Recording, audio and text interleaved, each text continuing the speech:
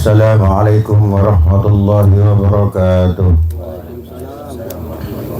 Alhamdulillahi rabbil alamin, wal aqibatu lil muttaqin, wala udwana illa 'alal zalimin. Wassalatu wassalamu ala sayyidil mursalin wa ala alihi wa ashabihi ajma'in. Qala rabbi shrah li sadri wa yassir li amri wahlul 'uqdatam min lisani yafqahu qawli. Qala la ilma lana illa ma 'allamtana innaka antal alimul hakim wa tub 'alaina innaka antat tawwabur rahim. Hadratul mukarramin yang kami muliakan Kiai Haji Musleh Muallim, yang kami muliakan Ustaz Ishaq Khalil, yang kami muliakan Ustaz Faisal Musleh Muallim, segenap pimpinan dan pengurus serta anggota Kopsus Al-Mubarakah yang juga kami cintai, dan tak lupa kepada tuan rumah Saudara Badri yang alhamdulillah pada malam hari ini di tempat beliau kita dapat melaksanakan kegiatan rutin kita, yaitu Kopsus Al-Mubarakah. Tentu mudah-mudahan menjadi nilai ibadah di sisi Allah Subhanahu wa ta'ala. Amin ya rabbal alamin. Hadirin yang dimuliakan Allah Subhanahu wa ta'ala, tidak ada manusia yang hidup di dunia ini kecuali dia punya tujuan. Ketika hidup di dunianya bahagia, di akhiratnya selamat masuk surga. Itulah yang disebut dengan sa'idun fid dunya wa sa'idun fil akhirah. Manusia manapun pasti tujuannya seperti itu. Bahkan orang yang tidak sholat sekalipun, ketika ditanya kamu mau masuk neraka apa surga, pasti nyebutnya surga. Apalagi memang orang-orang yang menjaga ubudiyahnya, menjaga hak-hak Allahnya. Apalagi orang-orang yang selalu melaksanakan perintah-perintah Allah dan menjauhi larangannya. Karena memang itu manusiawi. Bahkan di surga sendiri nanti, manusia itu tidak hanya sekedar ingin masuk surga, tetapi di surga pun dia ingin yang paling tinggi derajatnya. Kadang kita berdoa itu wa yu'li darajatihim fil jannah, dan minta tinggikan derajat mereka itu di surga Allah Subhanahu wa ta'ala. Artinya kita minta kepada Allah di surga itu kita surga yang paling tinggi. Tetapi pada faktanya, tapi kenyataannya, apakah semua orang bisa seperti itu? Tentu tidak. Karena agama kita telah memberikan tuntunan, telah memberikan jalan. Tinggal bagaimana ketika kita hidup di dunia, mampu atau tidak kita untuk menuju tujuan yang kita cita-citakan itu. Rasulullah SAW pernah bersabda begini, bahwa di surga itu nanti hanya ada 4 golongan yang bukan saja dia masuk surga Allah Subhanahu wa ta'ala, tapi saking percaya dirinya mereka, karena ketika hidup di dunia mereka telah memenuhi apa yang diperintahkan oleh Allah dan Rasulnya, sehingga dia bisa mencapai surga yang begitu tinggi itu. 4 golongan itu nanti akan berebut dia.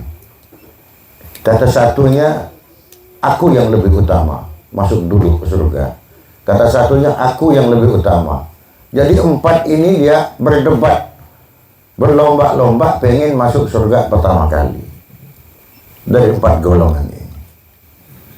Siapa mereka? Di dalam sebuah hadis dijelaskan oleh Rasulullah, idza kana yaumul qiyamati yadkhulu arba'atun al-jannata bighairi hisabin.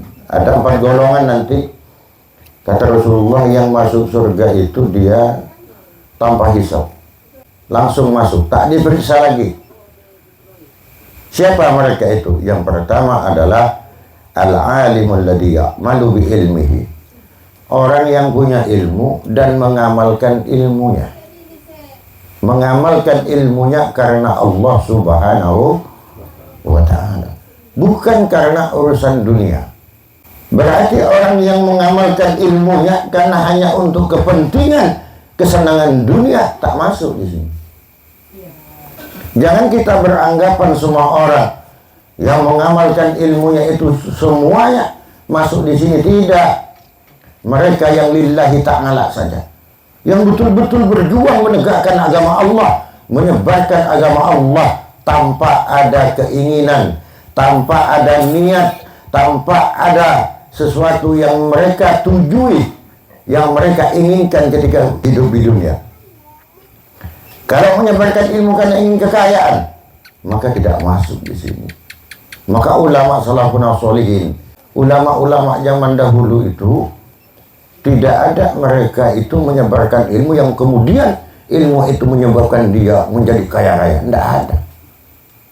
Itulah hebatnya ulama kita dulu. Kenapa? Karena dia sadar bahwa ilmu itu adalah warisan dari Rasulullah SAW yang wajib disampaikan kepada umat tanpa pamrih. Tapi yang dimaksud ini adalah ilmu agama yang dimaksud. Pertama itu. Yang kedua adalah wa man hajja wa lam yarfas wa lam yafsuq hatta mata. Yaitu orang yang mendapat panggilan Allah, bisa naik haji, ziarah ke kota Mekah dan kota Madinah, sampai pulangnya ke tanah airnya, sampai dia meninggal, dia bukan saja hanya meninggalkan dosa-dosa besar, tetapi dia meninggalkan kata-kata kotor, meninggalkan sifat-sifat fasiknya, sifat-sifat munafiknya ditinggalkan. Suka nyumpah orang yang sebelum haji, suka nyumpah orang, suka fitnah orang, suka menggibah orang, ditinggalkan semuanya. Dijaga lisannya dari hal-hal kotor itu. Kemudian ketika tidak melakukan itu sampai mati, maka orang itu nanti termasuk di antara 4 golongan yang dimaksud Rasulullah ini. Itu yang kedua. Yang ketiga, wasyahidul ladzi kutila bil ma'rakati li kalimatil Islam. Yaitu orang yang mati syahid di dalam berperang membela agama Islam. Makanya orang syahid itu tak boleh dimandikan sebagaimana orang yang meninggal biasa. Pakaian yang dipakai ketika berperang sampai dia meninggal, darah yang bercucuran yang nempel di tubuhnya tidak boleh dibersihkan. Langsung bungkus, masukkan, kuburkan. Kan tidak boleh. Kenapa? Karena itu akan menjadi saksi di hadapan Allah bahwa dia mati dalam membela agama Allah Subhanahu wa ta'ala. Dan yang keempat adalah wasahil ladzi iktasaba malan minal halal wa anfaqahu fi sabilillahi bighairi riya'in. Jadi orang yang bekerja mencari nafkah, mencari harta dari jalan yang halal, kemudian dia menafkahkan dari hartanya itu, dari sebagian hartanya ikhlas karena Allah, bukan karena riya, bukan karena caleg. Nah ini kita tidak lama lagi, 2 minggu lagi banyak orang bersedekah.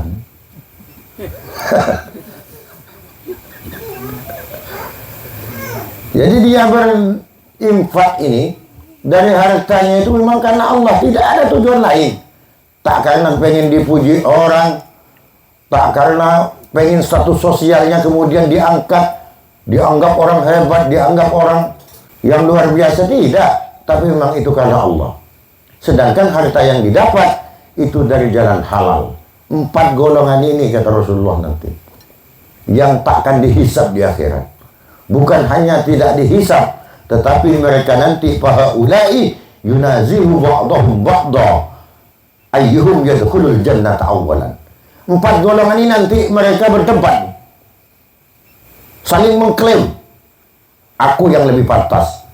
Kata orang yang alim, aku yang lebih pantas masuk surga lebih dulu. Kata yang haji mabrur, aku yang lebih pantas masuk dulu, kalian belakangan. Kata orang yang berperang di jalan Allah, aku yang lebih pantas, bukan kalian. Begitu juga orang kaya yang suka menafkahkan hartanya, aku yang lebih pantas, kalian mundur. Sampai datang malaikat yang mengadili 4 golongan ini. Kemudian diadili oleh malaikat, dipanggil. Yang pertama dipanggil adalah orang yang haji mabrur. Ditanya oleh malaikat, kamu kenapa mau masuk surga lebih dulu? Iya, karena aku ketika mencari harta, mengumpulkan hartaku, kemudian setelah cukup, aku ongkoskan untuk naik haji. Hajiku ternyata menjadi haji mabrur. Pulang dari haji, aku tidak pernah melakukan dosa. Bahkan mulutku terjaga. Sehingga sampai mati, hajiku itu menjadi haji mabrur. Bukankah orang yang mendapat haji mabrur itu tidak ada balasan kecuali surga? Apa jawab malaikat? Betul, alasan yang kau katakan itu betul. Tapi sekali lagi aku mau bertanya, kamu tahu bahwa haji mabrur itu balasannya adalah surga? Tahu dari siapa? Tahu dari guruku, tahu dari orang yang berilmu. Kalau memang kamu tahu dari gurumu, dari orang yang berilmu, apakah kau tak malu mau masuk ke surga lebih dulu ketimbang gurumu? Akhirnya mundur kamu dulu. Yang kedua lagi, yang dipanggil adalah orang yang mati syahid. Begitu juga pembelaannya. Karena orang yang mati syahid, darahku yang mengalir ini akan menjadi saksi di hadapan Allah. Aku membela agama Allah, aku mati syahid, dan tidak ada balasannya kecuali surga. Ditanya, kamu tahu dari siapa? Tahu dari ulama, tahu dari guruku. Apakah tak malu mau masuk surga lebih dulu ketimbang gurumu? Terus yang ketiga yang dipanggil adalah as-sakhi, orang yang suka bersedekah ini. Ditanya, alasannya itu, apa yang ku nafkahkan, yang ku sedekahkan menjadi amal jariah bagiku, sedangkan yang sedekahkan adalah harta yang halal. Sampai aku meninggal pun amal itu terus saja mengalir kepadaku sampai hari kiamat. Kemudian aku masuk ke surga Allah Subhanahu wa ta'ala. Ditanya lagi oleh malaikat, tahu dari mana kamu bahwa ketika kamu punya harta halal, kamu nafkahkan ke jalan kebaikan, itu akan menjadi amal jariah bagimu, menjadi penyelamat bagimu nanti di hadapan Allah Subhanahu wa ta'ala. Dari guruku, dari ulama, apa kau tak malu? Kata malaikat ditanya, mundur lagi, dipanggil yang punya ilmu.